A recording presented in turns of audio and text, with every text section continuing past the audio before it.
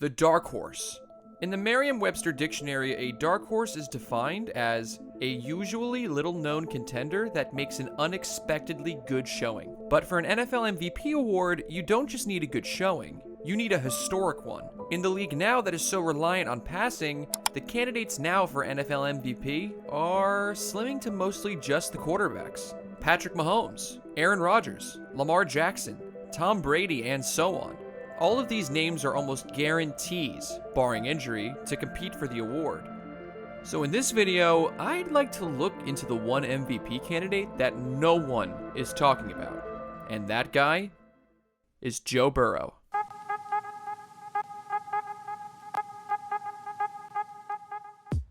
After being the first pick of the 2020 NFL Draft, Joe Burrow was slated to start for the Cincinnati Bengals.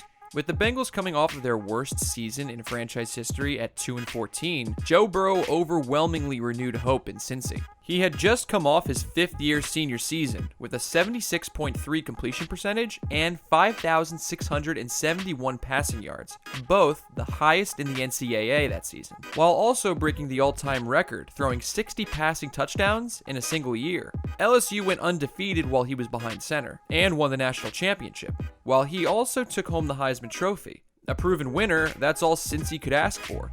They parted ways with their quarterback Andy Dalton and made way for Burrow to take the helm with zero competition. In the 2020 season, Burrow played 10 games before tearing his ACL and MCL in Week 11 against the Washington football team.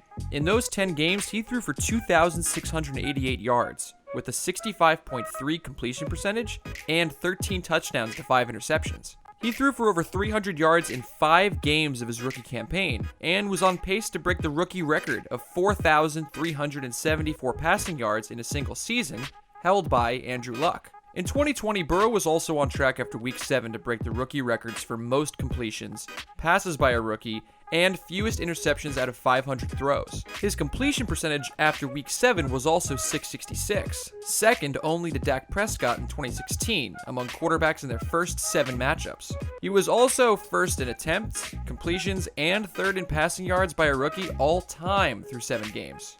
Now, I just dropped a lot of facts about how Burrow broke a lot of records through his first 7 games. The reason is, well, after 7 games last season, the Bengals pretty much fell apart. Let's transition to the team surrounding him. By Week 7, the Bengals were 1-4-1. Joe Mixon, their starting running back, who had been struggling behind one of the worst offensive lines in football, was now injured and would not return for the season. At 428 rushing yards through 6 games, he ended up still leading the team in rushing yards by season's end. While Mixon struggled and then was placed on the IR, the Bengals resorted to a running back by committee, which was unsuccessful, non-threatening to defenses, and screamed, "Hey everyone, Burrow is going to throw it, and he's probably going to throw it all the time." In a Week 3 matchup against the Browns, Burrow broke the record for most completions by a rookie and second most pass attempts by a rookie, throwing the ball 61 times. Burrow was also throwing for his life behind his offensive line. In just his first 3 games, he was sacked 14 times, 8 times by the Eagles in Week 3. And yet, even with that brutal stat, Burrow was completing 65% of his passes, and these passes were being completed to a core of weapons that were by no means touted. He lost his starting tight end CJ Uzomah in Week 2, and AJ Green was a shell of his former dominant self, only hauling in 2 receiving touchdowns over 16 games. His top 2 weapons ended up being promising rookie T. Higgins and the ever-reliable Tyler Boyd. Thankfully, Burrow was able to connect with them accurately even with the offensive line he had. The Bengals O-line ranked 3rd to last in 2020, with Burrow being sacked 34 times, the 34th time being the one that tore his ACL and MCL. But even through the lack of weapons and lack of protection, Burrow posted a rookie season through 10 games that was on track to match and break rookie records. So now, with his second season looming, how can he win the MVP award?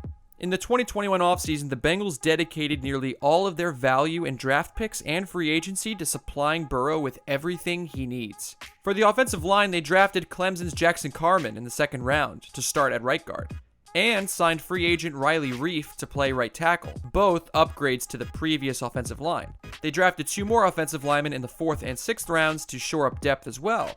For the weapons, the Bengals are sneakily becoming stacked.